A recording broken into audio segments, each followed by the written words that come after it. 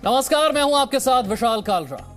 Mumbai drugs case का मामला अब दाऊद अंडरवर्ल्ड और जाली नोट की तरफ मुड़ गया है। सबसे पहले समीर वानखेड़े के सर्टिफिकेट को शेयर कर नवाब मलिक ने दाऊद का जिक्र किया था। आपको याद होगा, फर्जी सर्टिफिकेट है, फर्जी नाम है, असली नाम तो दाऊद है। उसके बाद फडणवीस ने नवाब मलिक पर दाऊद से कनेक्शन का जिक्र कर दिया। अब महाराष्ट्र के कैबिनेट मंत्री नवाब मलिक ने एक बार फिर एक प्रेस कॉन्फ्रेंस की और महाराष्ट्र के पूर्व सीएम देवेंद्र फडणवीस पर आरोप लगाए। कहा कि देवेंद्र फडणवीस महाराष्ट्र में जाली नोटों का रैकेट चलवाते थे। उनके संरक्षण और देखरेख में जाली नोटों का काला कारोबार मुंबई में और महाराष्ट्र में हो रहा था।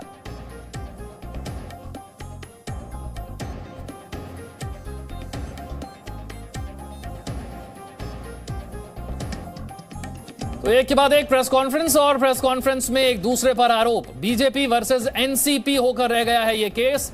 ड्रग्स की बात एक तरफ रह गई है, अब पूरे तरीके से राजनीतिक आरोप प्रत्यारोप का सिलसिला चल पड़ा है। एक दिन देवेंद्र फडणवीस प्रेस कॉन्फ्रेंस करते हैं तो दूसरे दिन नवाब मलिक करते हैं। देवेंद्र फडणवीस ने कल नवाब मलिक पर आरोप लगाए, नवाब मलिक ने आज उन आरोपों पर सफाई दी और नए आरोप देवेंद्र फडणवीस पर लगा दिए। आर्यन खान ड्रग्स केस में नवाब मलिक और समीर वानखेड़े के बीच छिड़ी लड़ाई अब मलिक बनाम देवेंद्र फडणवीस हो गई। आज सुबह एनसीपी के नेता ने महाराष्ट्र के पूर्व सीएम फडणवीस पर गंभीर आरोप लगाए और इसके कुछ घंटे बाद देवेंद्र फडणवीस के एक ट्वीट ने इस लड़ाई को और तीखा कर दिया है। तो नवाब के आरोप क्या है, बीजेपी के जवाब क्या है, आपको बताते हैं। नवाब मलिक कहते हैं दाऊद के करीबी रियाज भाटी से देवेंद्र फडणवीस के रिश्ते हैं। उद्धव ठाकरे के साथ रियाज की तस्वीर बीजेपी की तरफ से शेयर कर दी जाती है। यह कहा जाता है कि अंडरवर्ल्ड की मदद से जमीन पर कब्जा करवाते थे देवेंद्र फडणवीस। तो बीजेपी कहती है कि नवाब मलिक का हाइड्रोजन बम जो है वो बेदम निकला, जिसका वो दावा कर रहे थे। नवाब मलिक कहते हैं कि लोगों के पास विदेशों से गुंडों के फोन आया करते थे, वो देवेंद्र फडणवीस की बात कर रहे हैं। बीजेपी कहती है कि नवाब मलिक कोई सबूत दे नहीं पा रहे हैं। नवाब मलिक आरोप लगाते हैं कि देवेंद्र फडणवीस के नेतृत्व में जाली नोटों का कारोबार चल रहा था। तो बीजेपी कहती है कि नवाब मलिक का मानसिक संतुलन बिगड़ गया है। नवाब मलिक आरोप लगाते हैं कि जाली नोटों का रैकेट चलता था, पाकिस्तान से कनेक्शन था। तो बीजेपी कहती है कि इन आरोपों से देवेंद्र फडणवीस का कोई संबंध ही नहीं है। तो शुरुआत हुई थी आर्यन खान ड्रग्स केस से, आगे बढ़ता हुआ यह मामला दाऊद अंडरवर्ल्ड के कनेक्शन तक जा पहुंचा है। एक दूसरे पर आरोप लगाए जा रहे हैं। बीजेपी कह रही है कि नवाब मलिक का संबंध अंडरवर्ल्ड से है। नवाब मलिक कहते हैं कि देवेंद्र फडणवीस का संबंध है। वो कहते हैं कि देवेंद्र फडणवीस की जब सरकार थी तब जाली नोटों का कारोबार चल रहा था और जाली नोटों के काम को रफा दफा करने की जिम्मेदारी समीर वानखेड़े को दी गई थी। इसीलिए आज समीर वानखेड़े को बचाने का काम देवेंद्र फडणवीस कर रहे हैं। देवेंद्र फडणवीस कहते हैं कि जब सरकार में थे ये, तब इन्होंने मुंबई धमाके के गुनहगारों से संपत्ति खरीदी, प्रॉपर्टी का लेन देन हुआ ऐसे लोगों के साथ जो मुंबई में धमाके के गुनहगार हैं। देखिए किस तरह से दाऊद कनेक्शन जोड़ा जा रहा है। पहले नवाब मलिक ने बताया कि समीर वानखेड़े का जो सर्टिफिकेट है वो फर्जी है, उनका असली नाम समीर दाऊद वानखेड़े है। इसके बाद नवाब मलिक ने कहा कि देवेंद्र फडणवीस का संबंध जो है वो भी अंडरवर्ल्ड से है, दाऊद से। देवेंद्र फडणवीस तो पहले ही आरोप लगा चुके हैं कि नवाब मलिक का संबंध अंडरवर्ल्ड से है। ऐसे लोगों से वो जमीन खरीदते हैं जिनका अंडरवर्ल्ड से संबंध है। तो दाऊद कनेक्शन कैसे इसमें ढूंढा जा रहा है, आप भी देख रहे हैं, लोग भी समझ रहे हैं कि कैसे आर्यन खान ड्रग्स केस से मामला शुरू होता है, ड्रग्स का मामला पीछे रह गया है और एक दूसरे का संबंध कैसे अंडरवर्ल्ड से है वो साबित करने पर जोर ज्यादा है।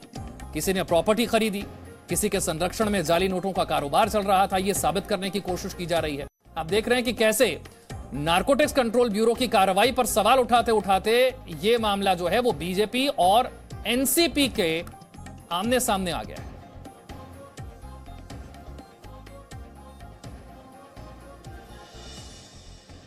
जो देवेंद्र जी ने कहा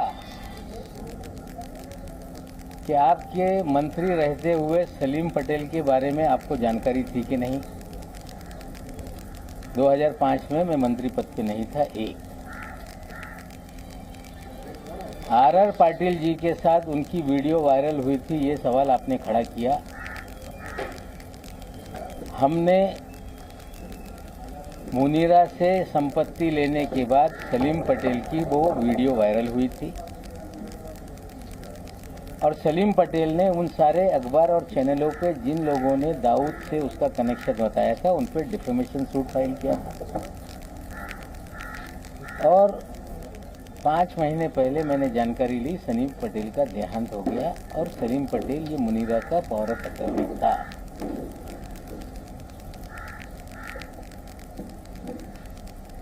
सरदार वली खान के बारे में उन्होंने कहा कि सजा याफ्ता मुजरिम से आपने कोई लेन देन किया है। 2005 में वो कन्विक्टेड नहीं था।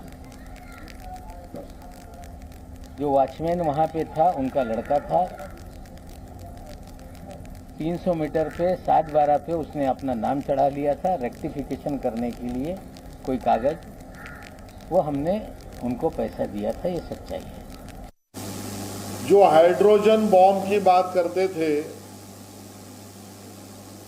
वो लवंगी फटाका भी नहीं लगा पाए। वो लवंगी फटाका लगाने का भी उन्होंने प्रयास किया तो हाथ उनके जल गए। इस प्रकार का चित्र सुबह की प्रेस कॉन्फ्रेंस में माननीय मंत्री नवाब मलिक जी का था। बात तो आप हाइड्रोजन की कर रहे थे, लेकिन माननीय नवाब जी आपका चेहरा देखकर शायद अब आपको ऑक्सीजन की ज्यादा जरूरत पड़ेगी, इस प्रकार का आपका चेहरा भी दिखाई दे रहा था। मुन्ना यादव, हाजी हैदर, हाजी अराफत का भाई समीर वानखेड़े, रियाज भाटी, इंटरनेशनल कॉल, उगाई, थाना में सेटलमेंट, ये सभी जो आरोप करके आपने एक वातावरण निर्माण करने का प्रयास जरूर किया, लेकिन वो असफल रहा, क्योंकि इन सभी चीजों का और माननीय देवेंद्र फडणवीस जी का कोई भी संबंध आप ना दिखा पाए, ना उसका पुरावा दे पाए, ना उसका कोई संबंध है। राकेश त्रिवेदी और जानकारी के साथ मेरे सहयोगी जुड़े। राकेश, मुझे लगता है नेता जनता को यहां पर कंफ्यूज करने की कोशिश कर रहे हैं। ड्रग्स केस से शुरू हुआ मामला, हर रोज नए आरोप, हर रोज नए किरदार, और ऐसा दिखाने की कोशिश की जा रही है कि जैसे इन सब चीजों के बारे में आज ही पता चला है। सवाल ये उठ रहा है कि अगर इतने लंबे समय से इतनी सारी चीजों के बारे में इन्हें पता था तो एक भी केस में कार्रवाई या जांच क्यों नहीं हुई? जी बिल्कुल सही कहा आपने विशाल। और यही सवाल जो है आम जनता जानना चाहती है कि अगर आपके पास ये तमाम दस्तावेज, ये सबूत, ये बातें अगर आपके पास ये पहले से मौजूद थी तो जब आपकी सरकार होती है तब आप उस पर कार्रवाई क्यों नहीं करते, उन मुद्दों को बाहर क्यों नहीं लाते? चाहे देवेंद्र फडणवीस क्यों ना हो, यहाँ पर महाराष्ट्र में इससे पहले उनकी सरकार थी, वो खुद मुख्यमंत्री थे। अगर उनके पास नवाब मलिक से रिलेटेड ऐसी कोई जानकारी थी तो कार्रवाई की जानी चाहिए थी। और वैसे यही बात जो है अब नवाब मलिक इनके ऊपर लागू होती है कि जब महाराष्ट्र में उनकी सरकार है, गृह मंत्रालय उनके पास है, तो आखिर में जो है ये तमाम जो इस तरीके से बम और हाइड्रोजन बम ये फोड़ने के बजाय अगर वो कानूनी जो है कार्रवाई क्यों नहीं करते? जनता इसी को लेकर कंफ्यूज है। लेकिन कहीं ना कहीं जो है मुंबई की अगर मैं बात करूं तो बीएमसी चुनाव का यहाँ पर माहौल है। महाराष्ट्र में जो है 3 पहियों की सरकार जो चल रही है, लगातार एक दूसरे के खिलाफ बयानबाजी करके जो है दोनों ही पक्ष अपनी राजनीति चमकाते हुए यहाँ पर नजर आते हैं। शायद यही वजह है कि हर दिन एक नई प्रेस कॉन्फ्रेंस होती है, एक नया आरोप लगता है और उसमें नए किरदार जो है वो सामने आते हैं। विशाल, मैं आपको ये ट्वीट के बारे में भी बता दूं कि आज जो देवेंद्र फडणवीस ने जो एक ट्वीट किया है,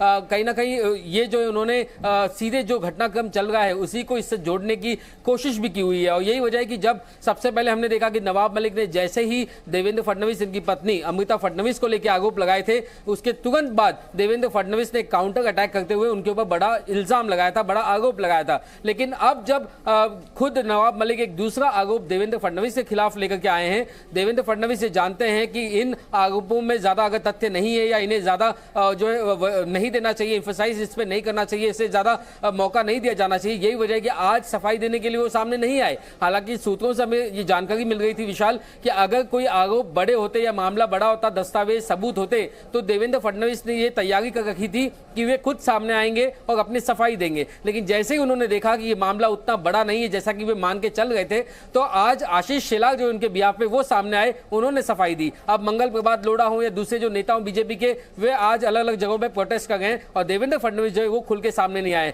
और यही वजह है कि उन्होंने ये ट्वीट किया जिसमें बता गए कि आपको कीचड़ में जो है वो पत्थर नहीं फेंकने चाहिए, अगर वो आप फेंकते हैं तो आप ही के कपड़े दागदाग होंगे। तो कुल मिलाकर के जो राजनीति है वो चरम पे है और यही वजह है कि नए आरोप और नए किरदार रोजाना सामने देखने को मिलते हैं। विशाल, देखिए, जिस केस से ये सारी चर्चा शुरू हुई थी, यानी कि ड्रग्स का कारोबार, महाराष्ट्र में ड्रग्स का अगर अवैध नेटवर्क चल रहा है, कारोबार चल रहा है, तो उसे रोका कैसे जाए, युवा पीढ़ी को बर्बाद होने से रोका कैसे जाए, इस पर बात होने के अलावा तमाम बातें प्रेस कॉन्फ्रेंस में हो रही है, तमाम आरोप लगाए जा रहे हैं। उस केस की बात नहीं हो रही जहां से यह बहस शुरू हुई थी। बहुत बहुत शुक्रिया राकेश इस जानकारी के लिए। Presenting B News app available on Google Play and App Store. Download it now.